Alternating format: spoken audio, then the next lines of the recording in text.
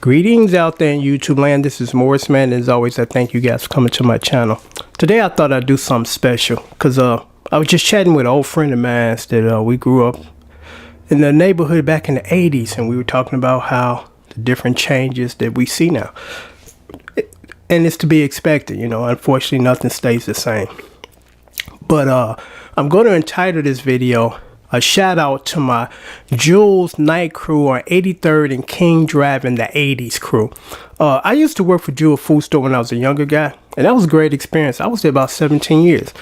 And I love what I did so much and love the people that I work with that when I landed my corporate job, which I retired from recently, federal government job, that when I landed that second job, I couldn't bring it to myself to quit my current job at Jules because I enjoyed what I did. I enjoyed the people that I work with, and it was coming to an end.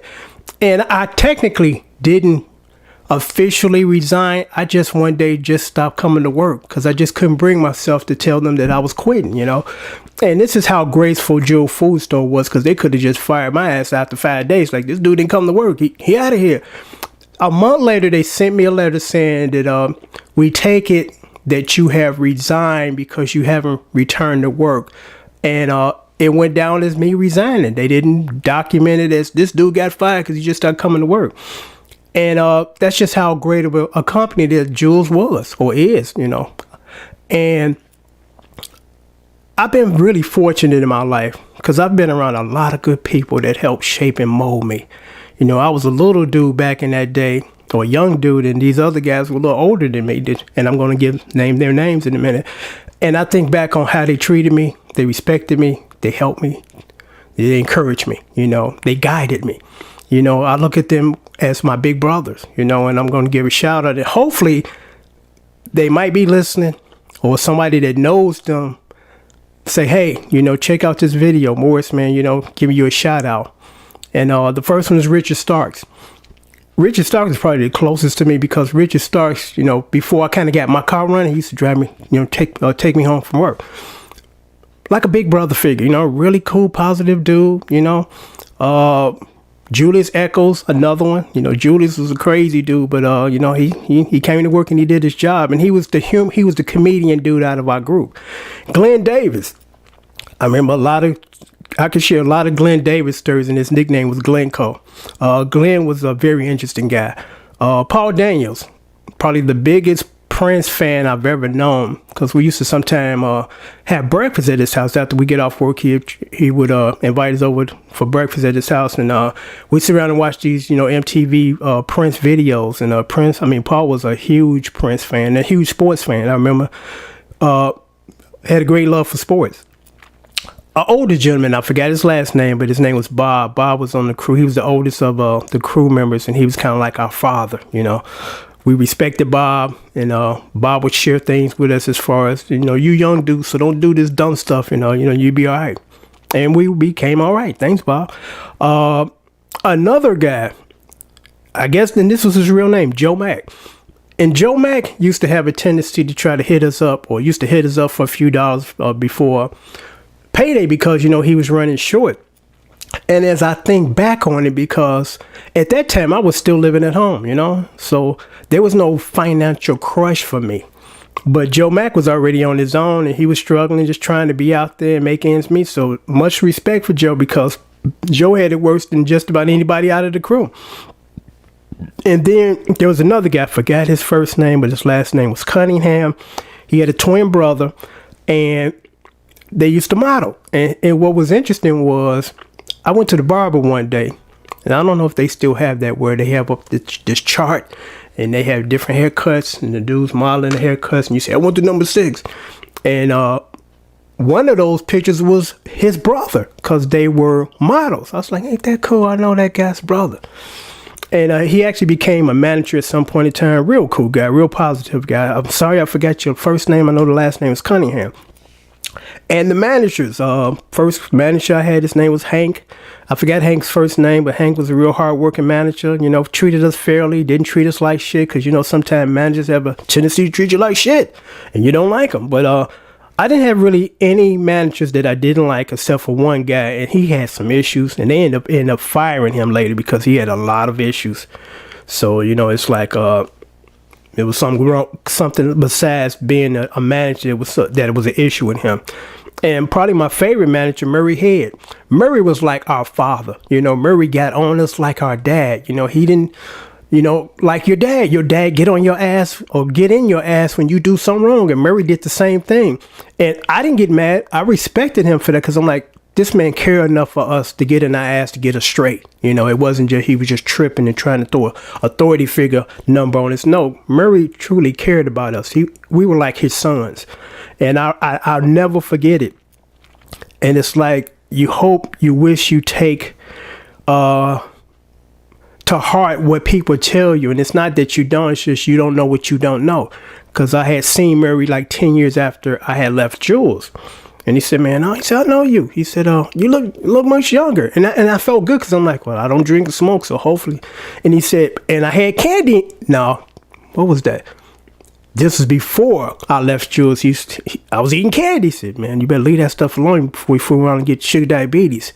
Come to pass 30 years later, sugar diabetes. And it's like, I didn't know what diabetes was back then. I wish I would have known. I would have put all that candy box shit away, you know, but you don't know what you don't know. And it's not like I didn't heed his warning. I just didn't understand what the warning was.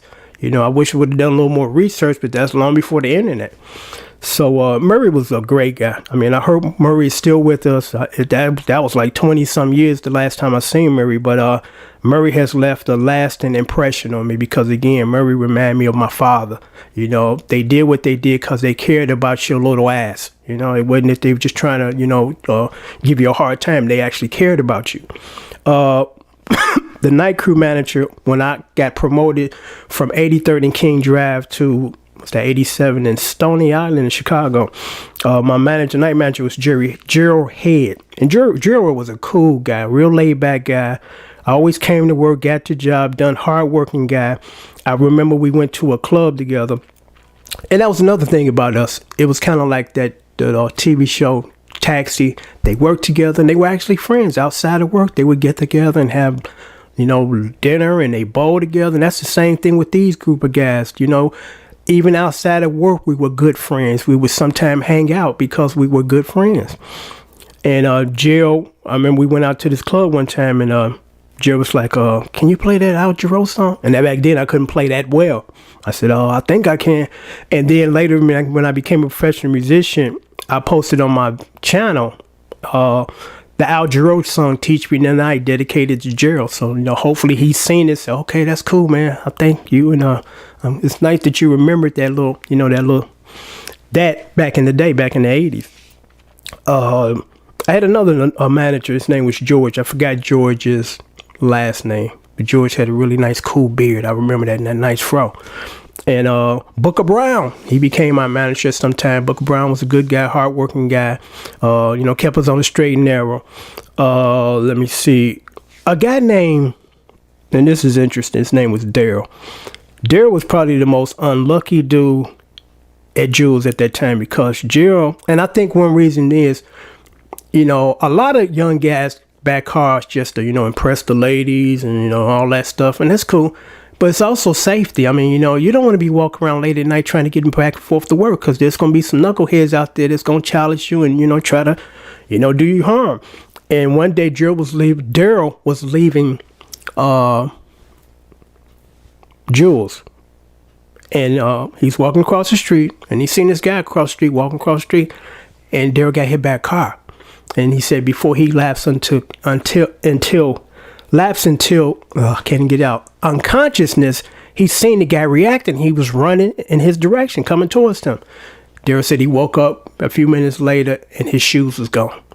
The dude that was running across the street that he thought was coming to help him actually stole his gym shoes when he got hit. I'm like, what kind of foul shit is that? You know? And I almost forgot, you know, because I didn't write it down. Robert Johnson. We used to call him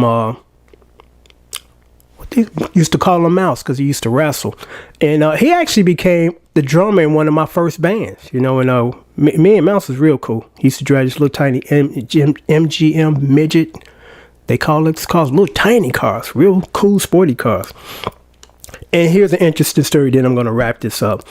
I forgot this guy's name because he didn't last that long here. And I remember the day we were working together because we started off as facers, shaping the aisles and then doing grocery overstock. And sometimes we come up to the front and bag when there was a rush of people and they trying to get them out of there and the lines were bagging up. So we were in there working, putting up shaping the shelves, facing the shelves as they call it. And my manager was off to the side and these two guys walked in and they showed him a badge and they said, we're police officers and we look for Mr. blah, blah, blah. And my manager pointed to, my coworker who was right about maybe 10 feet away from me working. And the police walked right past me, talked to him, cuffed him up and took him out. And I asked the manager, I'm like, what was that about? He said, they just charged him with statutory rape. I'm like, oh shit, A lot of interesting, endearing stories that I can share regarding the guys that I work with at Jules Food Store, because again, I worked there 17 years and I loved every moment of it.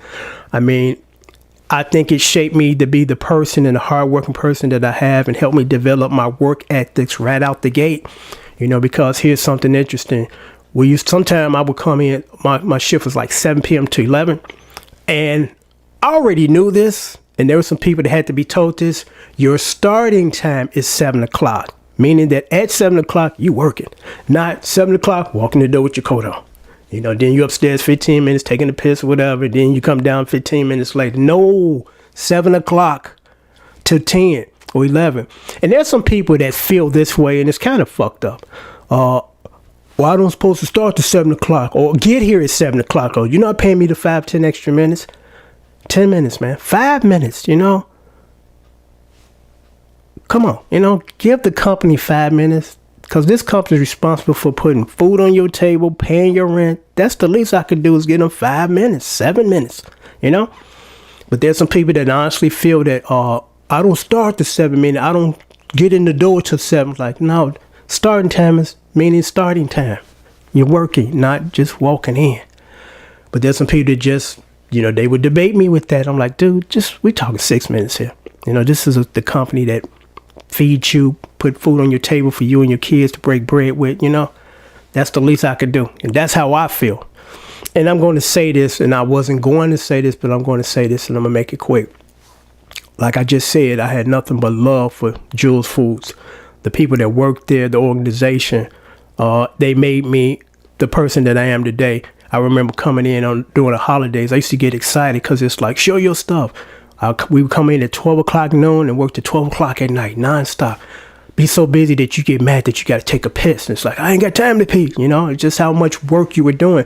But it pushed me to the level to say, can I do this and do it well and not sloppy? And I was like, I passed the test. I came in, gave a good 12 hours, solid 12 hours, and I went home feeling like a man, a productive man, So, I thank that organization. Now I'm going to switch gears and I'm going to say this briefly. Then I landed my corporate job, like I told you guys, and I just recently retired from that.